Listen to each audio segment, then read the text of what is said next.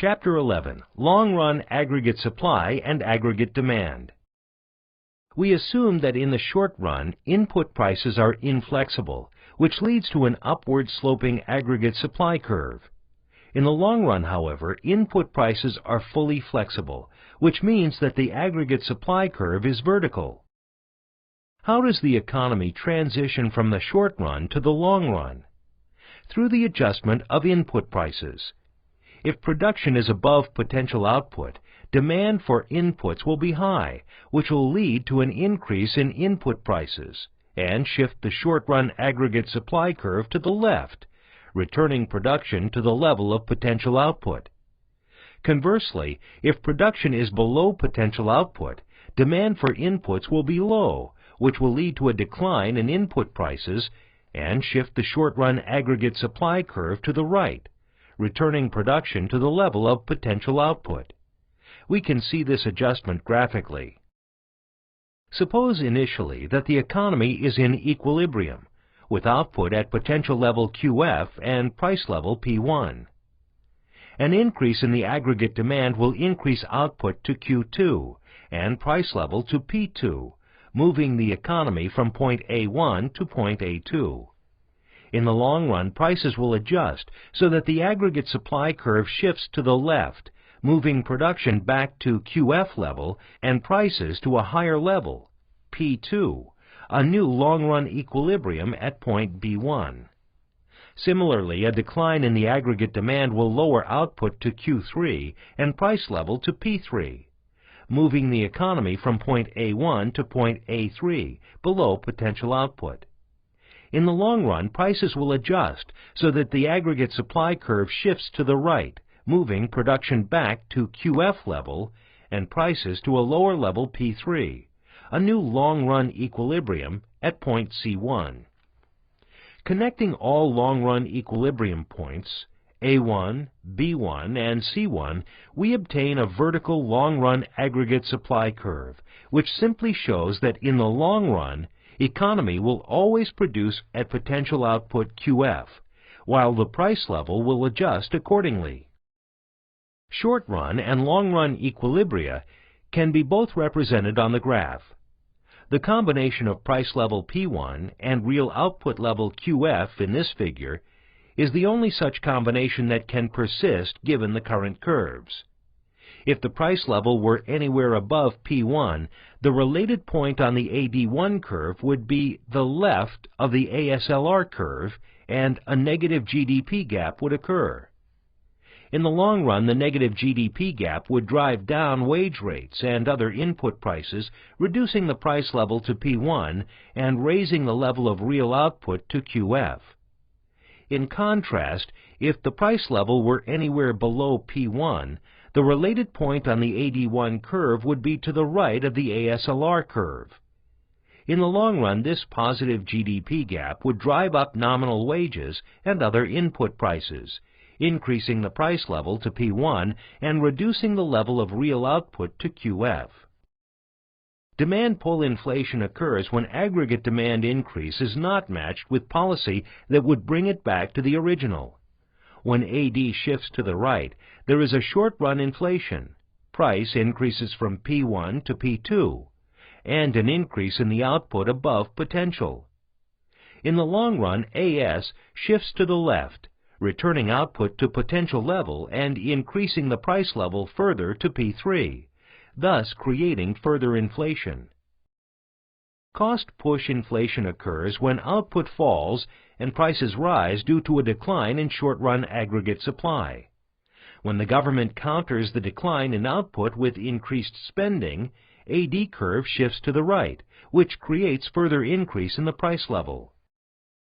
When aggregate demand falls, there is a short-run decline in output below potential and a decline in the price level.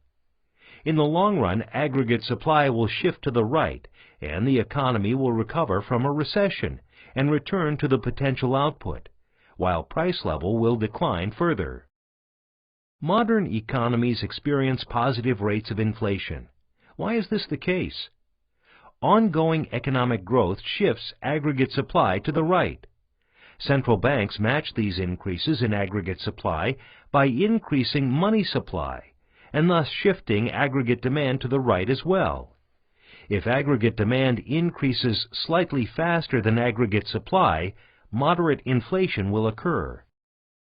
In the short run, there is a trade-off between inflation and unemployment. While Federal Reserve has two major goals, keep inflation and unemployment low, these goals are conflicting in the short run. Expansionary policy lowers unemployment but increases inflation, while contractionary policy lowers inflation but increases unemployment. This trade-off is described by the Phillips curve. The Phillips curve represents an inverse relationship, a trade-off between inflation and unemployment. It can be represented by a downward-sloping curve in the unemployment-inflation space. In the 1960s, this concept was very well supported by the empirical data. The rationale for the Phillips curve is that when policies shift aggregate demand in the short run, equilibria align along the upward-sloping short-run aggregate supply curve. Thus, any increase in output, which corresponds to a decline in unemployment, has to be accompanied by an increase in the price level, and vice versa. In the 1960s, economists believed in a stable, predictable trade-off between inflation and unemployment, which was well supported by the data. History showed that the Phillips curve shifts over time. Adverse supply shocks, oil price shocks of the 1970s, led to stagflation, an increase in both inflation and unemployment. In the 1980s, inflation was brought down at a cost of high unemployment, again demonstrating the trade-off. In the long run, there is no trade-off between inflation and unemployment.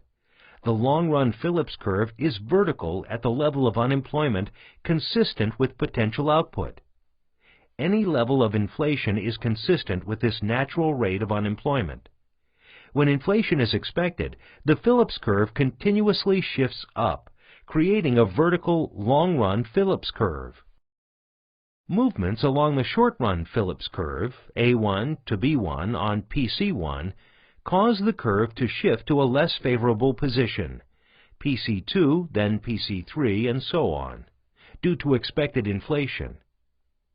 To bring inflation down, it will be necessary to increase unemployment above the natural level to lower expected inflation. A stable Phillips curve with the dependable series of unemployment rate, inflation rate trade-offs simply does not exist in the long run. The economy is characterized by a long-run vertical Phillips curve. The vertical line through A1, A2, and A3 shows the long-run relationship between unemployment and inflation. Supply-side economics stresses the role of aggregate supply in determining inflation, unemployment, and growth. Taxation is an important example. Taxes affect incentives to work, save, and invest. Adverse incentives create a tax Laffer curve. As tax rates increase, tax revenues will rise at first, but they will start falling at some point as taxes create negative incentives, and tax base shrinks by more than tax rate increases. Supply-side economics stresses the role of aggregate supply in determining inflation, unemployment, and growth. Taxation is an important example. Taxes affect incentives to work, save, and invest. Adverse incentives create a tax Laffer curve. As the tax rate increases, tax revenues will rise at first, but they will start falling at some point as taxes create negative incentives, and the tax base shrinks by more than the tax rate increases.